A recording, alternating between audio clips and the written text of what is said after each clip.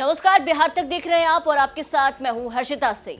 बिहार की जातिगत जनगणना का मामला सुप्रीम कोर्ट में है। इसे लेकर वहां सुनवाई चल रही है, लेकिन इसी बीच अदालत में केंद्र सरकार के हलफनामे को लेकर के कंफ्यूजन पैदा हो गया। दरअसल केंद्र सरकार ने इस मुद्दे पर घंटे भर में ही दो अलग अलग एफिडेविट जमा कर दिए। इन दोनों में ही अलग अलग बातें कही गई। बस फिर क्या था, घंटे भर में ही जातिगत जनगणना के मसले पर केंद्र के यूटर्न पर नई बहस छिड़ गई। ऐसे में आज जानते हैं कि केंद्र ने जो अलग अलग हलफनामों में दिया है उसमें क्या कहा है, जनगणना करवाने का अधिकार किसके पास है, आखिर हमारा संविधान क्या कहता है। अब इसे समझने के लिए पहले ये समझते हैं और जानना जरूरी है कि केंद्र का बयान जो सुप्रीम कोर्ट में केंद्र ने कहा है। तो आपको बता दें कि सोमवार को सुप्रीम कोर्ट में बिहार की जातिगत जनगणना के मसले पर सुनवाई हुई। इस दौरान केंद्र सरकार ने दो अलग अलग हलफनामे दायर किए। पहले हलफनामे में केंद्र ने कहा कि जनगणना या जनगणना जैसी किसी भी प्रक्रिया करवाने का अधिकार सिर्फ उसी के पास है।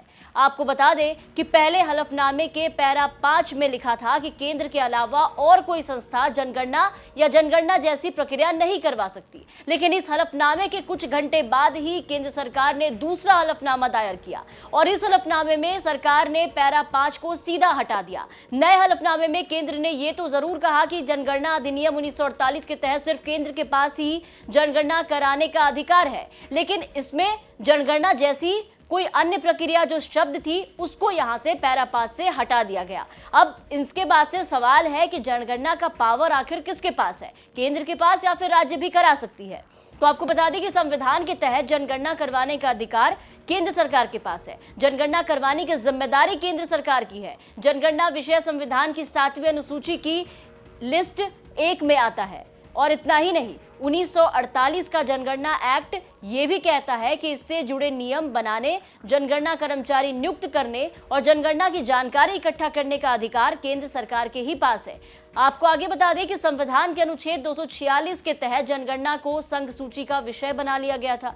ये संविधान की 7वीं अनुसूची की एंट्री 69 में लिस्टेड है। दरअसल संविधान में संघ, राज्य, संवृत्ति सूची है। इसमें बताया गया है कि केंद्र और राज्य सरकार के अधिकार में कौन कौन से विषय आते हैं। 7वीं अनुसूची में इस बारे में बताया गया है। संघ सूची में उन विषयों को शामिल किया गया है जिसमें कानून बनाने का अधिकार सिर्फ संसद को है। इसमें रक्षा, विदेश मामले, जनगणना, रेल जैसे 100 विषय शामिल हैं। बता दें कि राज्य सूची में शामिल विषयों पर कानून बनाने का अधिकार सिर्फ राज्य सरकार को है। इनमें कोर्ट, पुलिस, स्वास्थ्य, वन, सड़क, पंचायती राज जैसे 61 विषय हैं। वहीं संवृत्ति सूची में उन विषयों को शामिल किया गया जिन पर केंद्र और राज्य दोनों कानून बना सकती है। अगर केंद्र किसी विषय पर कानून बना लेता है तो राज्य को उसे मानना होगा। इसमें शिक्षा, बिजली, जनसंख्या नियंत्रण, कारखाने जैसे 52 विषय आते हैं। तो ऐसे में इन सब के बाद अब सवाल है कि क्या बिहार सरकार नहीं करवा सकती है जनगणना? तो इस सवाल का जवाब भी आपको हम इस वीडियो में देंगे, क्योंकि ये सारी दिक्कत शुरू यहीं से होती है। विपक्ष और तमाम जानकार इसे जातिगत जनगणना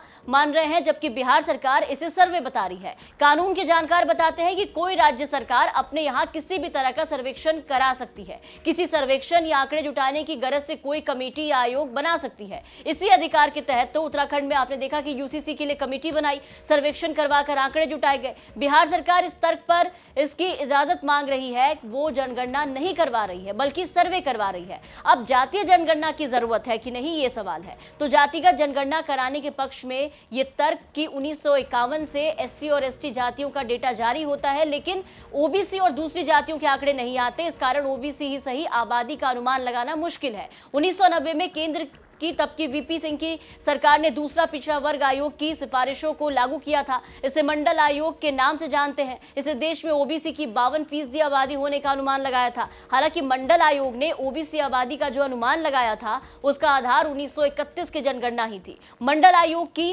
सिफारिश पर ही ओबीसी को 27% आरक्षण दिया जाता था। जानकारों का मानना है कि एससी और एसटी को जो भी आरक्षण मिलता है उसका आधार उनकी आबादी है, लेकिन ओबीसी के आरक्षण का कोई आधार नहीं है। बिहार सरकार इसी तर्क पर इसकी इजाजत मांग रही है कि वो जनगणना नहीं करवा रही बल्कि सर्वे करवा रही है। अब जातीय जनगणना की जरूरत है। जातिगत जनगणना कराने के पक्ष में यह तर्क है कि 1951 से एससी और एसटी जातियों का डेटा जारी होता है, लेकिन ओबीसी और दूसरी जातियों के आंकड़े नहीं आते। इस कारण ओबीसी की सही आबादी का अनुमान लगाना मुश्किल है। 1990 में केंद्र की तब की वीपी सिंह की सरकार ने दूसरा पिछड़ा वर्ग आयोग की सिफारिश सिफारिशों को लागू किया। इसे मंडल आयोग के नाम से जानते हैं। इसने देश में ओबीसी की 52% आबादी होने का अनुमान लगाया। हालांकि मंडल आयोग ने ओबीसी आबादी का जो अनुमान लगाया था उसका आधार 1931 की जनगणना ही थी। मंडल आयोग की सिफारिश पर ही ओबीसी को 27% आरक्षण दिया जाता है। जानकारों का कहना है कि एससी और एसटी को जो आरक्षण मिलता है उसका आधार उनकी आबादी है, लेकिन ओबीसी के आरक्षण का कोई आधार नहीं। तो बिहार में जातियों का सर्वे हुआ या नहीं, ये बड़ा सवाल है। बता दें कि बिहार सरकार 18 फरवरी 2019 और फिर 27 फरवरी 2020 को जातिगत सर्वे का प्रस्ताव विधानसभा और विधान परिषद से पास करा चुकी है। बिहार में जातिगत सर्वे 2 चरणों में हुआ। बिहार सरकार ने अदालत में बताया कि 6 अगस्त को जातिगत सर्वे पूरा हो चुका है, जबकि इसका डेटा 12 अगस्त को अपलोड कर दिया गया। तो ऐसे में सवाल ये भी है कि आखिर क्यों नहीं होती जातियों की गिनती। 1981 में देश में पहली बार जनगणना हुई, तब से ही हर 10 साल में जनगणना होती है। 1931 में आखिरी बार जातिगत जनगणना हुई। आजादी के बाद से देश में सिर्फ अनुसूचित जाति और अनुसूचित जनजाति की ही गिनती होती है। अन्य पिछड़ा वर्ग यानी ओबीसी की जातियों को नहीं गिना जाता। 2011 में लालू प्रसाद यादव और मुलायम यादव ने जातिगत जनगणना की मांग उठाई थी। इसके बाद तत्कालीन यूपीए सरकार ने सामाजिक आर्थिक जातिगत जनगणना करवाने का फैसला लिया था। 2021 में केंद्र ने सुप्रीम कोर्ट में बताया था कि 1931 में जब जातिगत जनगणना हुई तब जातियों की संख्या 4147 थी, लेकिन 2011 में जातियों की संख्या बढ़कर 46 लाख से भी ज्यादा हो गई। आप देख रहे थे संजय शर्मा की रिपोर्ट। तमाम खबरों और अपडेट्स के लिए आप बने रहे बिहार तक के साथ।